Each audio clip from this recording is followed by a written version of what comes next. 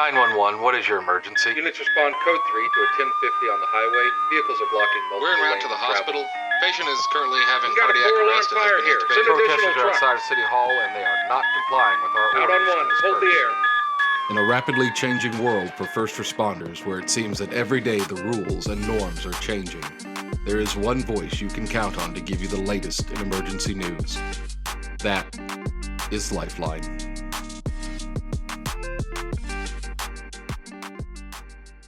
Hello, and welcome back to another episode of Lifeline 911 Podcast with your host, Erica. Hello.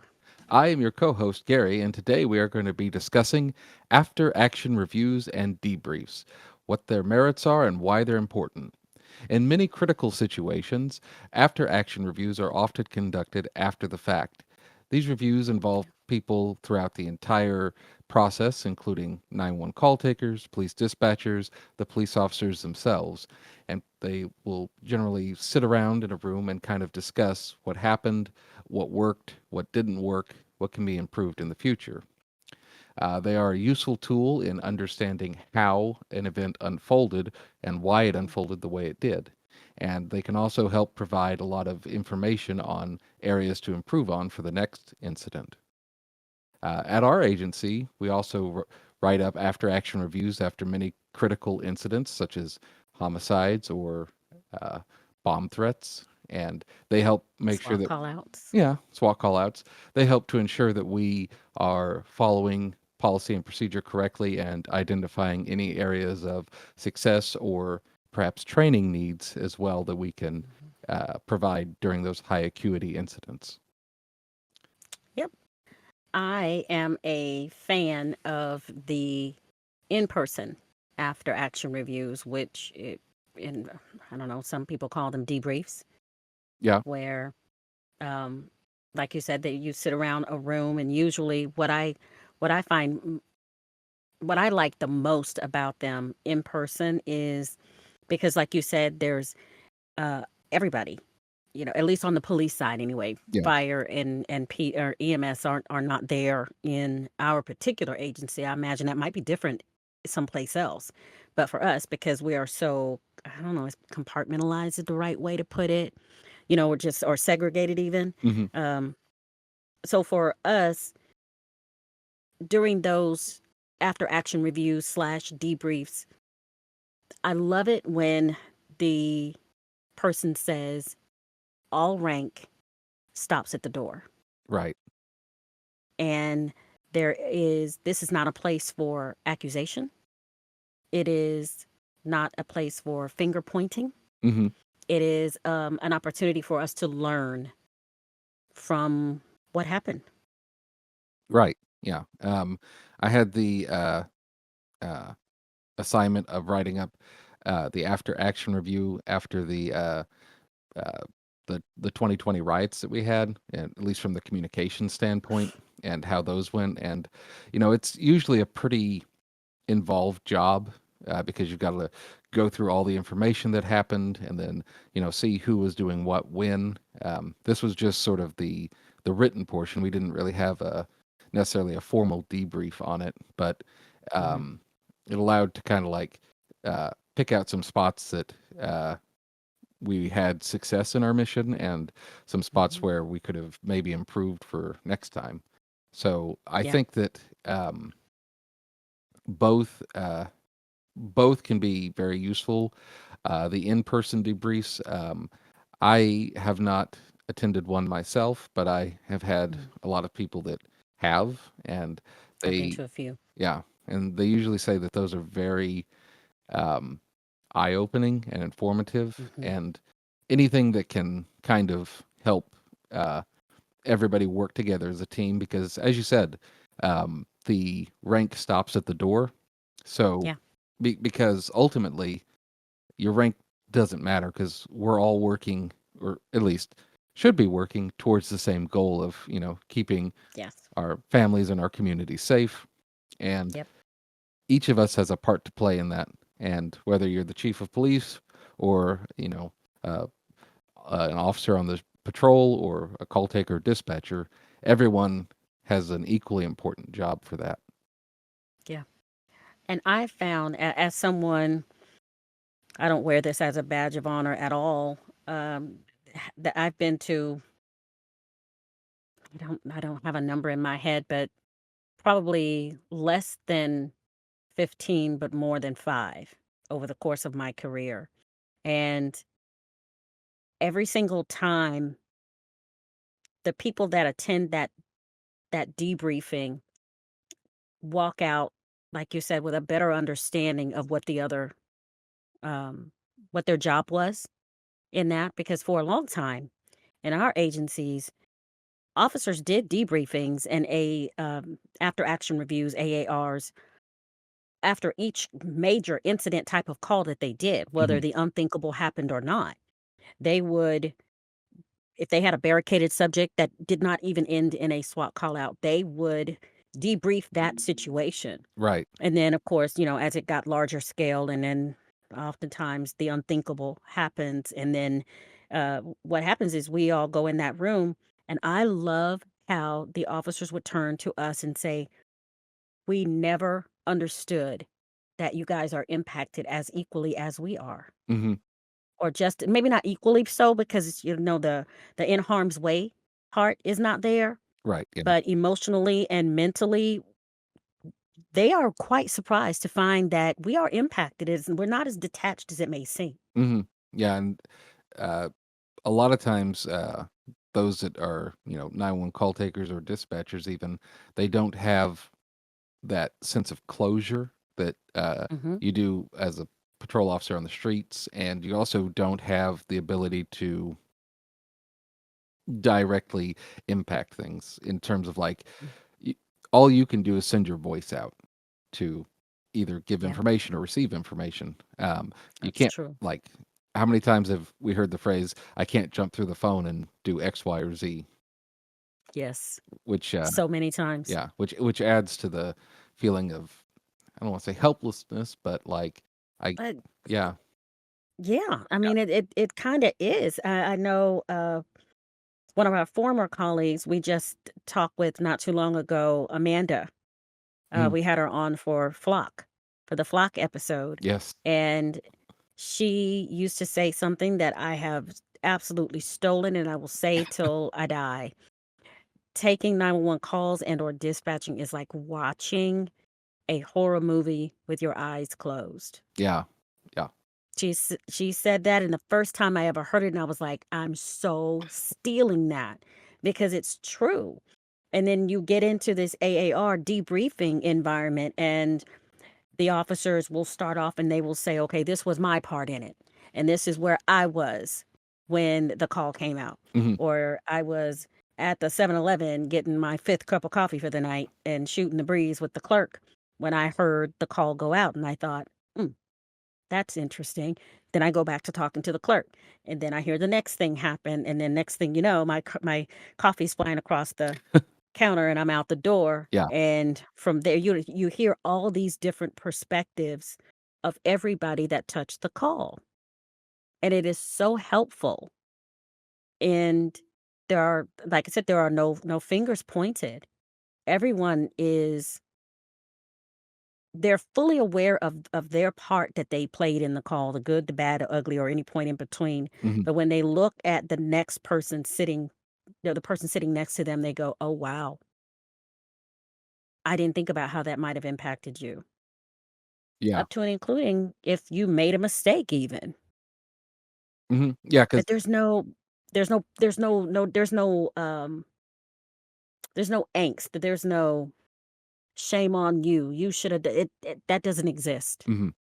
yeah, because it's kind of like, if you've ever played a team sport, like if you win or lose a game, you'll usually, meet with your team afterward and discuss, what happened. Because, like Mm, on a SWAT call where like the suspect gets shot and killed, um, you know, it's not exactly how the situation we'd like to resolve it. We'd like to resolve it peacefully, but um, mhm, sometimes you can't, and so trying to figure out like what everybody's part was that they played in that is mhm. I think not only very cathartic in kind of working through the stress of that, but it also Hmm.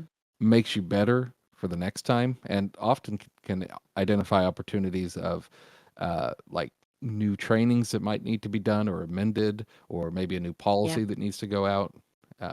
Because like for the when we had the riots in 2020, we had a new policy after that, which was officers won't use bean bags as sort of Yeah.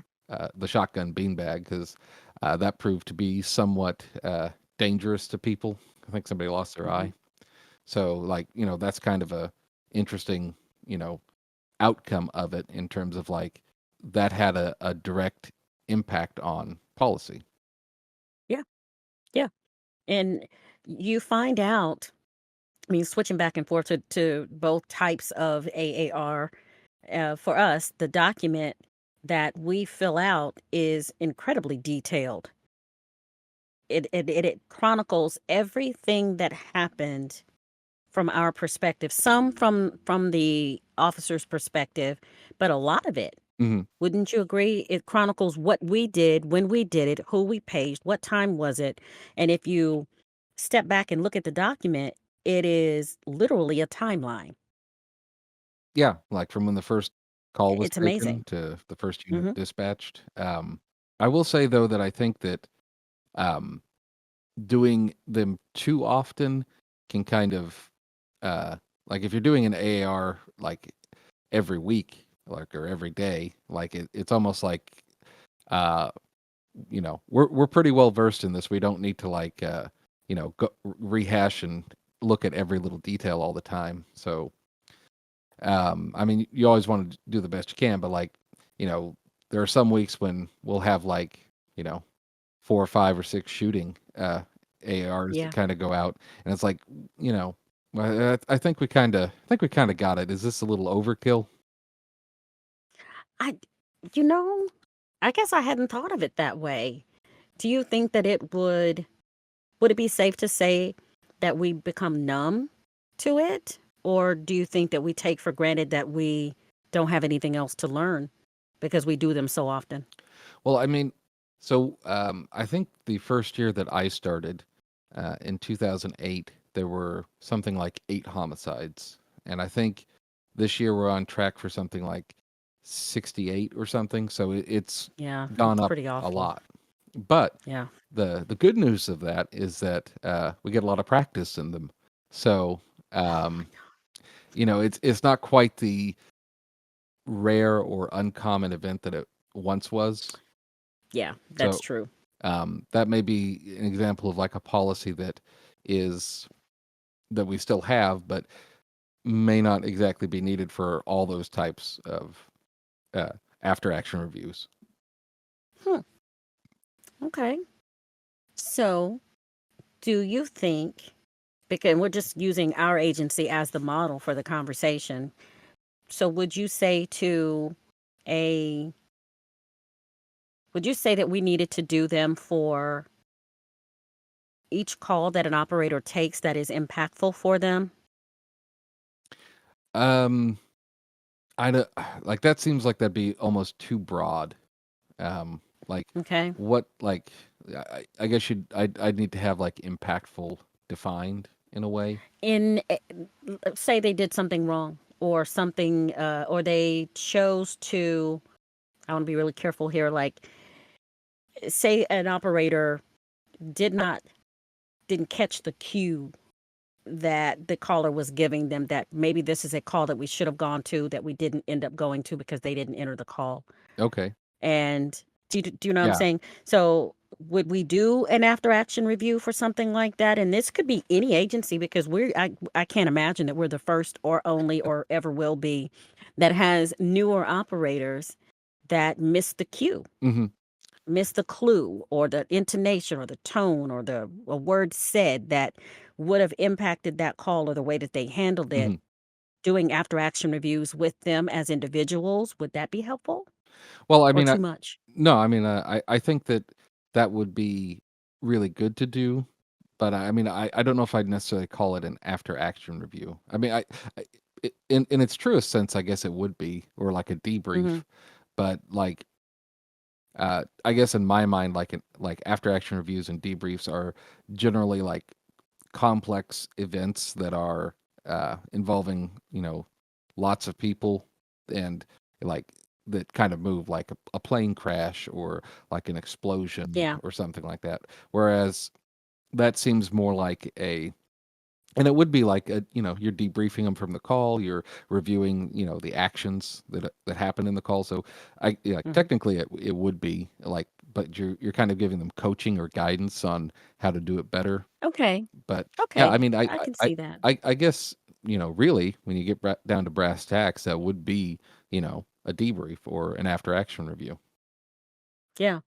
I just wonder if, because as a profession, we tend to be very reactionary. Hmm. And and I wonder if it would make more sense to do those, or would it take, I don't even know if what I'm looking for. What am I looking for? Would it take, I don't know if taking the sting out of it is what I want to say. Would we diminish the value in it if we did it for every other call that we know would happen like that? Because take for us on evening shift, as you well know, that's where most of the babies land, Hmm. and night shift also. If we adopted something like this, we would be doing those all the time. Yeah.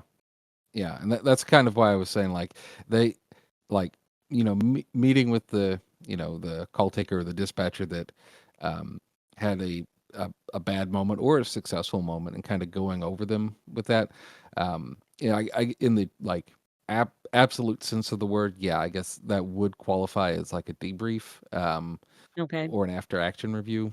But I guess the way that I've always kind of experienced those concepts is like in more of like a large scale, like a SWAT call or Yeah. like when we had the Bastrop fires in 2011. Like Yeah. how all those kind of were dealt with as a large chunk of people rather than just uh, one or two individuals. Okay. So we are fortunate enough here that our peer support division includes us in what is essentially a patrol. Um, I don't know if policy or practice Hmm. is a patrol practice, something that they do regularly. And we have been fortunate enough to be looped into that, to where now we are in those commonplace. It's commonplace for us to be invited. Hmm. If you had someone that did not want to go, what would you say? I would probably strongly encourage them to go because it would. Um, it's always good to kind of understand the role you play because if they're doing a debrief or something like that, then it's going to be an event that was pretty uh, impactful. Yeah. So Yeah. I would encourage them to go, but if they were like, I really don't want to go, then I probably wouldn't force them to go if they really, really Hmm. didn't want to, but I would strongly give them encouragement. Say, hey, you you probably should do this for your own sake as well as the sake of everybody else that was involved in it. How about you? Because, yeah, I agree. I think I would say that because as a dispatcher, and I'm trying to remember what it was like for me before I went to the very first one. Hmm. I don't know how many events where the unthinkable happened, right? We don't have to put a name to the unthinkable. We know what that is. Uh, I would sit around and I would wonder, how did I do? Hmm. My part, did I do well in my part? And it wasn't about recognition. It was about making sure that I I identified the things that I did well and the things that I didn't do well, because we know it's human nature in this event, in an event like those. I think it's human nature for us to sit around and replay our part over and over again, trying to discern whether or not we did the right thing, or were we too late? Yeah. Did we hold the air fast enough? Or if you're the call taker, if I had pressed for that description a little faster, all the things, and you're like a hamster on a wheel. You're just constantly going around and around, right? hmm But the debrief brings that closure. It allows you to zero in on just how did your actions contribute to what happened? Yeah. Good, bad, or somewhere in between. Yeah, and I think that especially for those types of calls that you're talking about, where it's like the worst thing, like uh, a lot of people tend to have um, what is termed, I guess, survivor's guilt. A lot of times, like you know, Mm-hmm. um, was That's good. Well said. yeah, because like was it something that if I had made a different choice, would they be alive today? And Yes. that's Yes. um, that's a heavy kind of mantle to bear, and I think that it's good to realize that you can't play Monday morning quarterback with anything that you do. Like Mm-hmm. if you for anything in your Nice. life look back on it and say, "Nope, that was perfect. There's nothing I could do better," then you probably haven't looked at it hard enough because you can always improve Nice. everything you do. Um, That's true. but you can't hold yourself uh, accountable for things that you didn't know or understand at the time. Um, True. and going to those debriefs is a way to kind of get that out there, especially if it's something really tragic like that, because a lot of Yeah. people are going to be feeling the same way about it. Yeah. And you're 100% right. And I've been to them as a supervisor, right? Not so much the person on the phone or on the radio. Um, and I have been sitting next to a 911 operator or a dispatcher and watched the sense of relief come over them when an officer realizes, oh wait, you as the call taker is telling their part of the story hmm as they recall it, and have them touch on a specific thing they did. And half the officers in the room go, oh my God, I am so glad you did it just like that. Because had you been a moment, a moment or two longer, or a minute or two had passed, I might have done this. Yeah, So thank you so much for your quick thinking, your this, that, or the other. When if you don't go to something like that, you will sit there and you will replay over and over again. And you almost never give yourself the kudos, especially in those horrible situations, because nobody's sitting around thinking, I am the bee's knees. I killed it. I did such an amazing job. You're not thinking like that. yeah. I You're mean, walking around with the weight of the world on your shoulders. yeah, and it's uh, really I think because we're having a discussion about the hero's choice earlier a couple of episodes ago, Hmm. and talking about how when you have like heavy trauma like that, um, it may not be the best to just kind of be on your own and not deal with it, like go home for the day on administrative leave. It may be Hmm. best for you to I don't want to say be forced to talk about it, but be encouraged to kind of get out there and talk about what happened, so you can have not only a sense of relief of like, oh, this wasn't my fault, but also um, to restore your confidence as either a Nice. 911 operator or a dispatcher. And you know what? That is so good. And I have to be careful because I was almost about to blurt out and blah, blah, blah, the name. But I got the one of beep the button leads and ready. yeah, no kidding. One of the leads and I had an opportunity to talk to a 911 operator who was upset about the outcome of a call. The person did not live, and they were doing the hamster on the wheel thing. They were going over and over and over in their head, what could they have done wrong? And they were still so bothered by it hmm 2 days after, when me and this lead ended up having this conversation with them, and they wanted to go home and basically stew. And I don't mean that in the way that it sounds, but Yeah. I remembered the conversation that you and I had with Ted from AEP about the hero's choice, and we discussed uh maybe it isn't the wisest thing to just send them home. Yeah. Maybe it is a good idea to just ever briefly, just quickly run through it. Ask them, hey, what about your performance or the lack of performance, whatever it is, what bothered you the most? Hmm. Rather than leaning into immediately going home. So you're 100% right. And I think we talked about it, maybe it was the next day or later on that day. And we were trying to decide if it wouldn't be a good idea to maybe go that route first, Yeah. to debrief the call and say, okay, let's dissect it. Let's take the call and strip it down to the studs, and let's examine what you did versus what they did. And let's talk about whether or not anything you would have done differently would change the outcome of the call. Hmm. And if you are still um, struggling and you are not in a healthy place to be here, then we'll certainly let you go and go take care of yourself. But I don't think we have done that. I don't think that we have made that a practice. No, no. And I kind of going back to that episode, I've been thinking since then, like, and, I guess because debriefs are kind of a way to do that. Like, Hmm. just sending somebody home is kind of like, just you drinking alcohol to kind of like cover over, whatever it is that's bothering you in your life. Hmm. Now, some people may, not like really be impacted, but they just want the day off, and like those people be fine. But those people that are like really like, I need to go home because I feel really, really bad about this.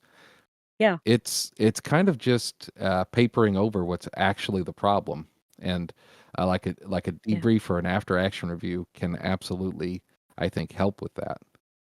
Because I mean, Especially, yeah, go ahead. I'm sorry, go. because I'm not one to oftentimes talk about my feelings or emotions, but if you, Really? I know, old stoic Gary, but sometimes when there's like real trauma, that can be a way to like work through it because Hmm.